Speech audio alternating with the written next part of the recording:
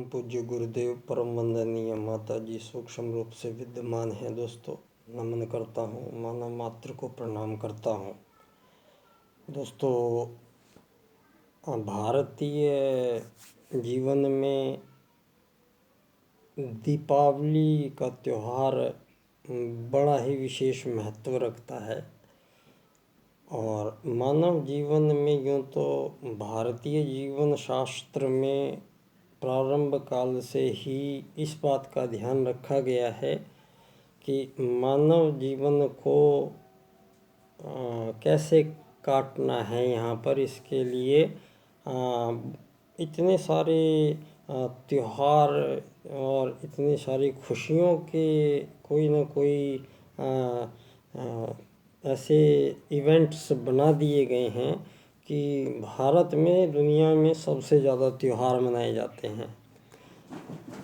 दोस्तों त्योहार का संबंध मानव जीवन की प्रसन्नता से जुड़ा हुआ है और मानव जीवन का लक्ष्य है आनंद की प्राप्ति करना, परमानंद की प्राप्ति करना। तो इसके दो मार्ग हैं दोस्तों। ये मानव जीवन इस यहाँ पर आकर हम दो रास्ते हमारे सामने होते हैं, उन दो रास्तों में से एक रास्ता हमें चयनित करना पड़ता है। दोस्तों मानव जीवन की सार्थकता व जीवन का परिणाम, हमारे मानव जीवन की क्या सार्थकता है और मानव जीवन के द्वारा जो सारे जीवन भर जो किया जाएगा उसका परिणाम क्या है। ये दो बातें मानव की आत्मा के लिए महत्व रखती है, जो मूल रूप से बार बार उसको इस चक्र में आना पड़ता है। तो दोस्तों यहाँ पर वेद हमें दो सूत्र पूरी सृष्टि में संपूर्ण प्राणियों को दो सूत्रों से ऑटोमेटिक सबके अंदर विद्यमान है, उसके लिए कोई शिक्षण प्रशिक्षण की जरूरत नहीं पड़ती है। और आत्मवत सर्वभूतेषु और वसुधैव कुटुंबकम, तो आत्मवत सर्वभूतेषु का ये सूत्र एक छोटी सी चींटी से लेके हाथी से लेके धरती पे जितने भी संपूर्ण जीव समुदाय है, वो सब जो आपस में एक ही प्रजाति में जितने भी जीव हैं, वो उनके बीच में जो आंतरिक जीवन व्यवस्था का क्रम सभी जीवों में बना हुआ है, वो आत्मवत सर्वभूतेषु के सिद्धांत से ही सारे जीव ऑटोमेटिक अपने आप ही चलते जाते हैं, धरती पे आते हैं, अपने अपने शरीरों में रहते हैं, अपना अपना जीवन क्रम पूरा करते हैं और सभी जीव अंत में मृत्यु को प्राप्त करते हैं। तो ये क्रम सभी जीवों में चल रहा है, कहीं कोई त्रुटि नहीं आई है आज तक।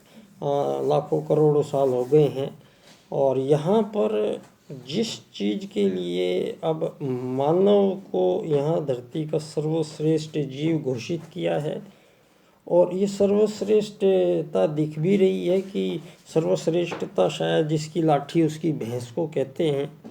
यहाँ धरती पर काफ़ी गड़बड़ें जो हुई हैं, उनमें सबसे बड़ी जो गड़बड़ हुई है वो है मानव को राज्य की नीति क्या रही है।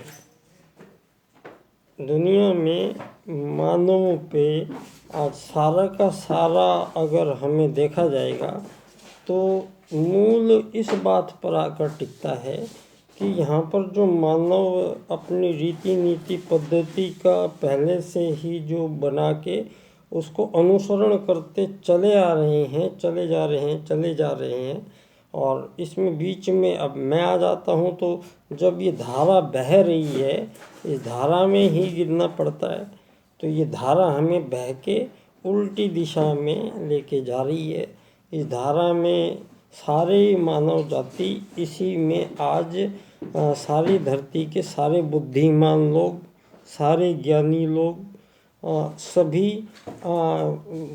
एक से एक बुरे हथियार और मानव जीवन के लिए हानिकारक से हानिकारक, मतलब ऐसी चीज़ें बना रहे हैं इंसान जो दूसरे मानव को नुकसान पहुंचाए, दूसरे मानव को यहाँ मार दे, उसकी हत्या हो जाए।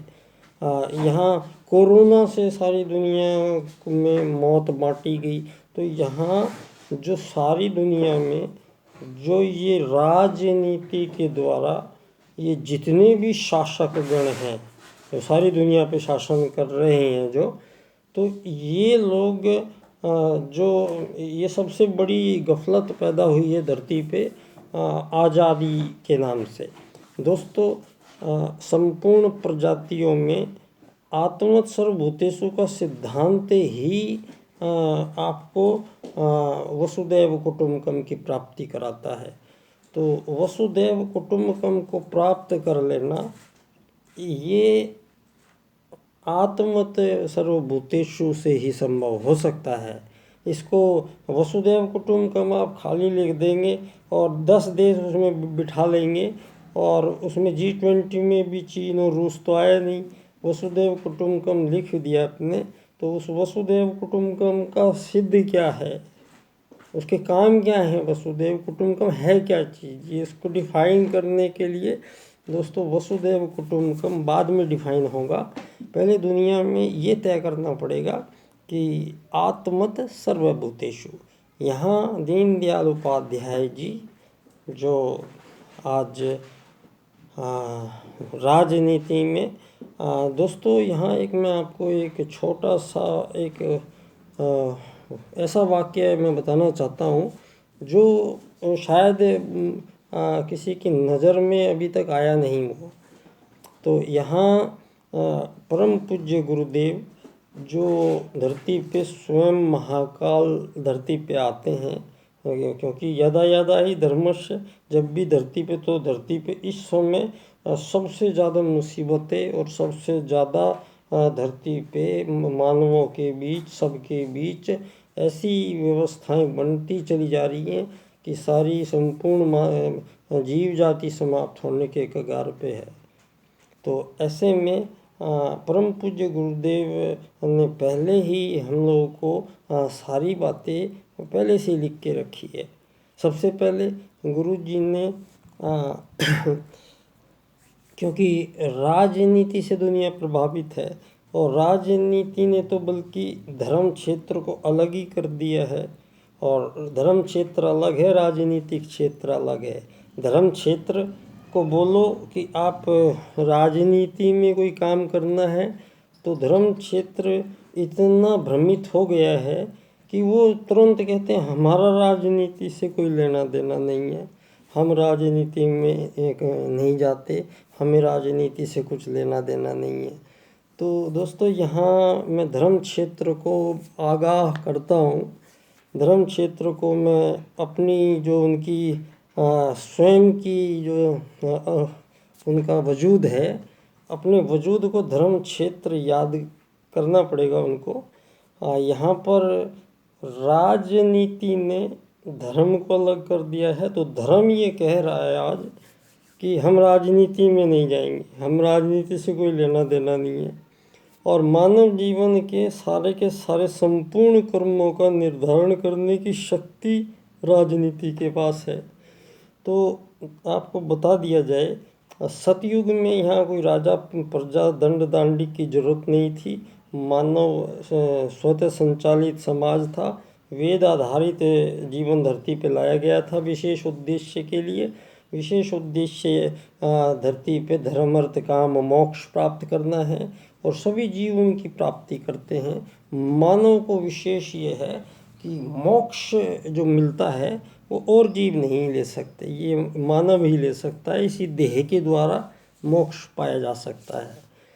तो ये जो अपने वेद आधारित जीवन पद्धति को आधार बना के यहाँ हजारों लाखों करोड़ों साल से यहाँ सतयुग तो जब आया धरती पे, तो मानव की आयु जो है वो हजारों साल होती थी, और वो सारे के सारे वैज्ञानिक लोग आते थे, और इसी शरीर के द्वारा जो हमारे पास ये भार बैठा हुआ है आज, इस भार के द्वारा इस शरीर का ऐसा उपयोग करते थे वो लोग कि इसके अंदर से कितनी ऊर्जाएं और कितनी शक्तियां अनंत तक जोड़ती हैं हमें।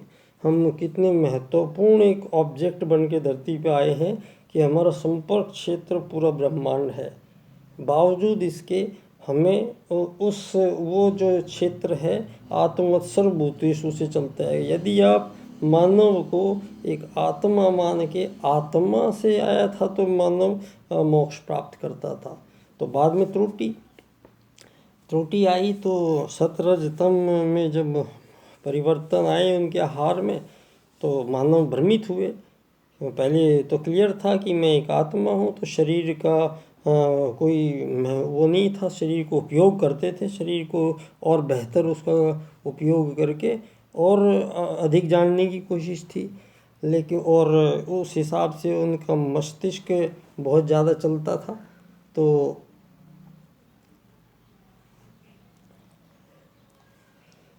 तो मानव जीवन यहाँ पर जब आया तो सब व्यवस्थित था। बाद में जब त्रुटि हुई तो मानवों के बीच तय हुआ कि भाई अब मामला गड़बड़ है, तो यहाँ पर क्या करना पड़ेगा, यहाँ पर राजनीति लानी पड़ेगी दुनिया में।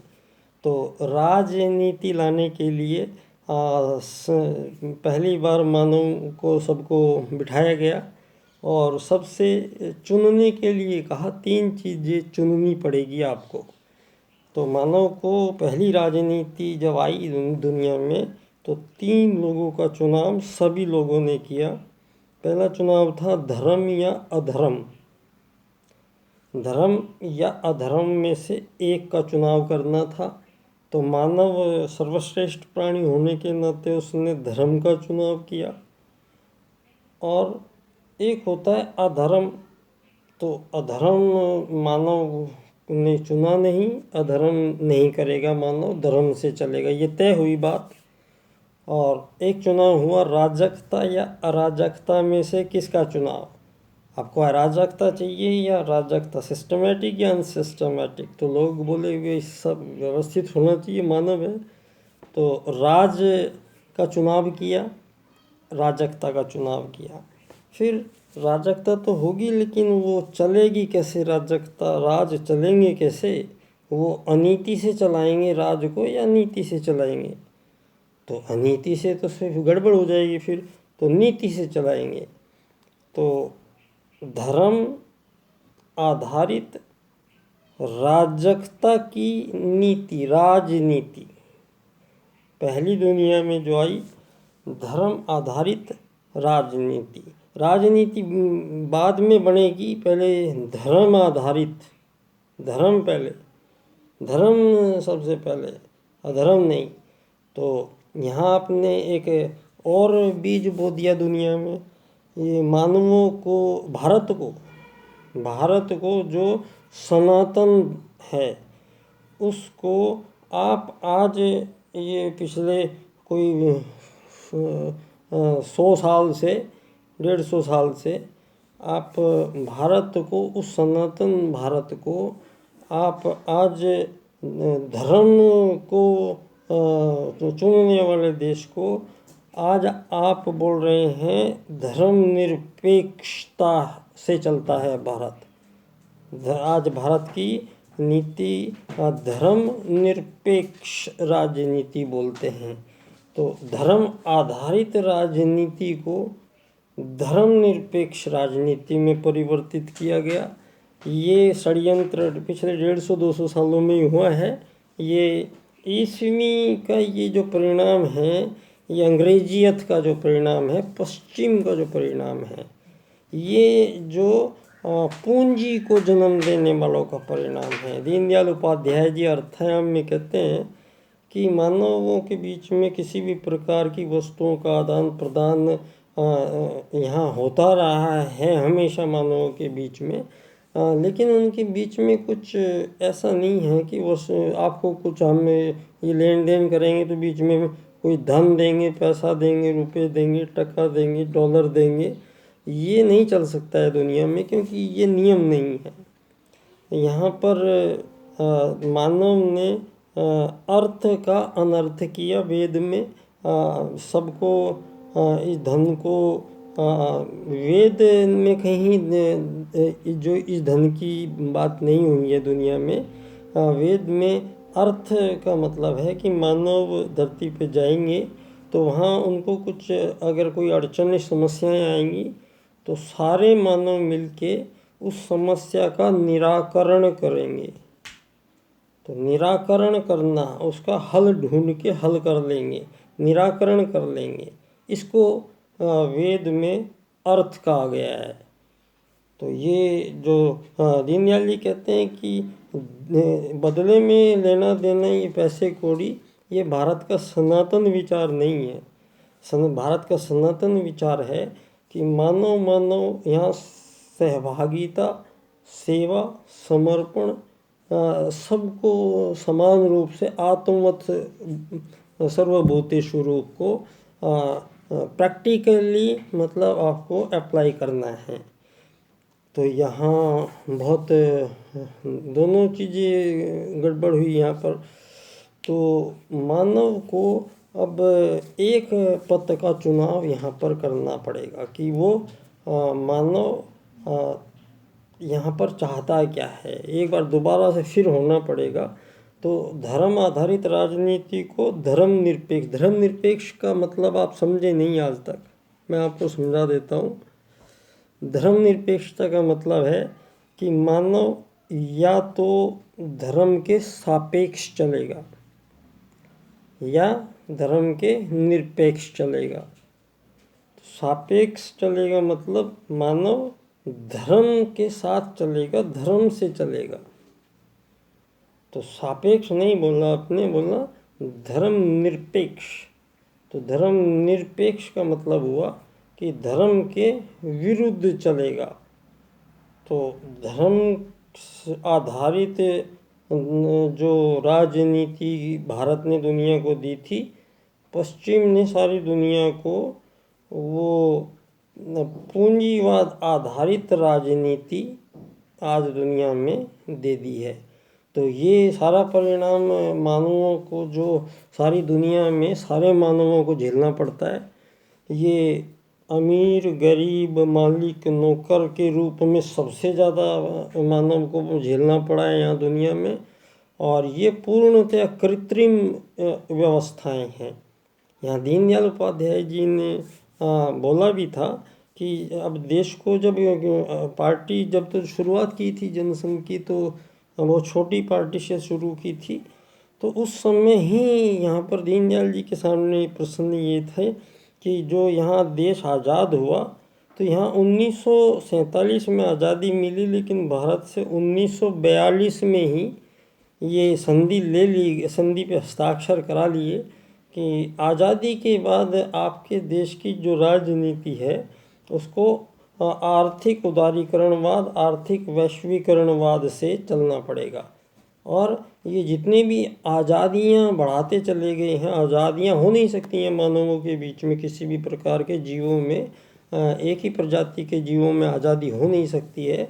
ये खेद के साथ सारी मानव जाति को मुझे बताना पड़ेगा कि आप लोग 1000 साल की जो ये मूर्खताएं बेवकूफ़ियाँ यहाँ पे की है और जो करते चले जा रहे हैं आप, ये अब मानव जाति आगे ये सब करने के लिए तैयार नहीं है। हमें आप लोगों से बेहतर आज़ादी मिल गई है और एक ऐसी आज़ादी मिली है जो संपूर्ण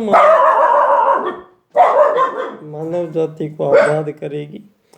तो सारी मानव जाति को आत्मत सर्वभूतेषु वसुधैव कुटुम्बकम्। तो दोस्तों, परम पूज्य गुरुदेव की युग परिवर्तन की जो युग निर्माण योजना के अंतर्गत ही परम पूज्य गुरुदेव ने राजनीति के पुनर्निर्धारण का काम दीनदयाल उपाध्याय जी को दिया था और उन्होंने 4 सूत्र राजनीति में प्रदान किए, जिनको मैंने पिछले 20 साल उनका अध्ययन किया मैंने। और अब ये मैंने 4 शब्द मैंने एक ही सूत्र में आ गए हैं। ये आर्थिक लोकतंत्र द्वारा अर्थायाम आधारित एकात्म मानववाद की राजनीति की विश्व में स्थापना हो जाएगी जब, तो अंत्योदय प्राप्त होगा। अंत्योदय पहले नहीं आएगा, पहले धरती पे अर्थायाम आएगा, पहले धन का सल्टारा किया जाएगा दुनिया में। अर्थायाम में दीनदयाल जी ने स्पष्ट किया है ना, धरती पे मानव को धन की किसी को कमी होगी और ना किसी के पास ज़्यादा होगा। ऐसी जीवन व्यवस्थाएं बना के ही आपको एकात्म मानववाद में 7 अरब लोगों को एक ही दूरी पे इकट्ठा करेंगे। गुरुजी पहले ही बोल दिया है। और सारी धरती का एक ही धर्म होगा, सारी धरती का एक ही जीवन पद्धति होगी, सबका एक होगा, विभेद सारे समाप्त हो जाएंगे। ये गुरुजी ने पहले ही लिख के रखा है। और इस कार्य के लिए परम पूज्य गुरुदेव ने आप लोगों को, मैं गायत्री परिवार को थोड़ा याद दिलाना चाहूँगा। वहाँ गुरुदेव जी ने 18 सूत्र लिखकर और नवयुग का नया संविधान लिखा और 18 सूत्र उसमें दिए हमें। तो ये गुरुजी ने संविधान क्यों लिखा? संविधान राजनीतिक शब्द है, धार्मिक शब्द नहीं है।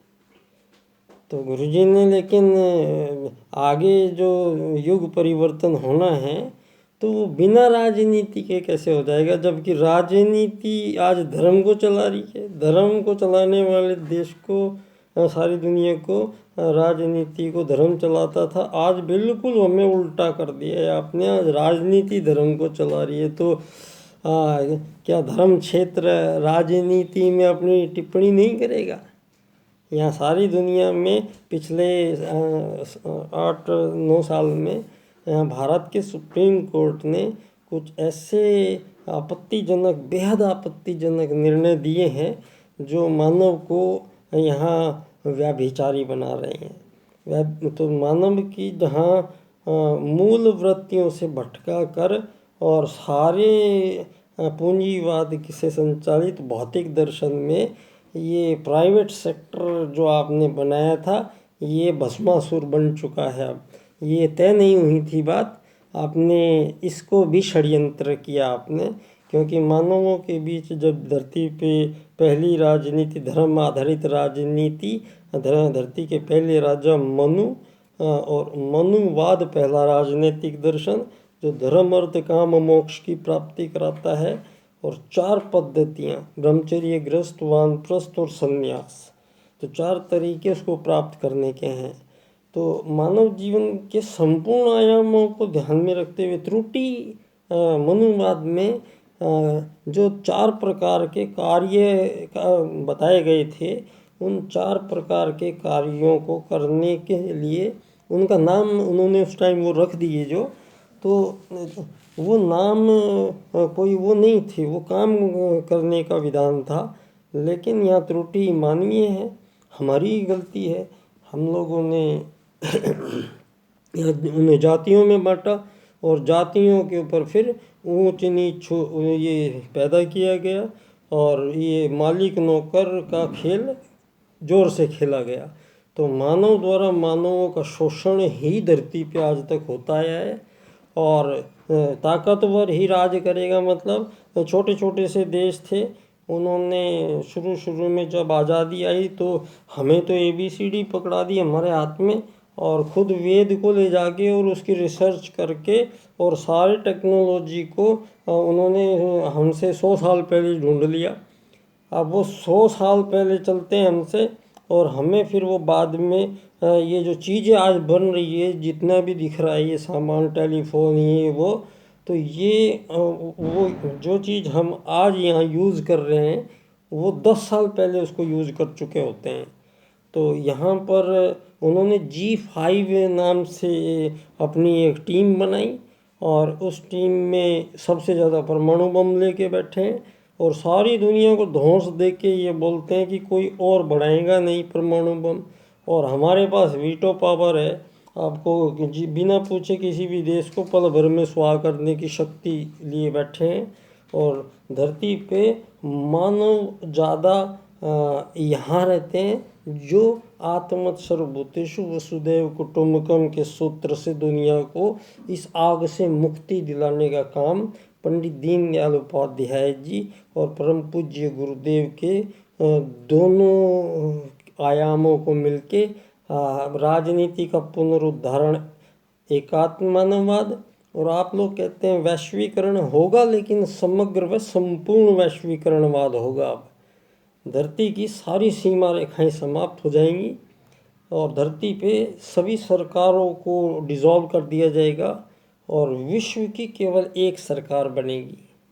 और ये सरकार धरती पे सारी चीज़ों का विनिर्माण यही करेगी और धरती पे सभी लोग केवल यात्री बन के रहेंगे।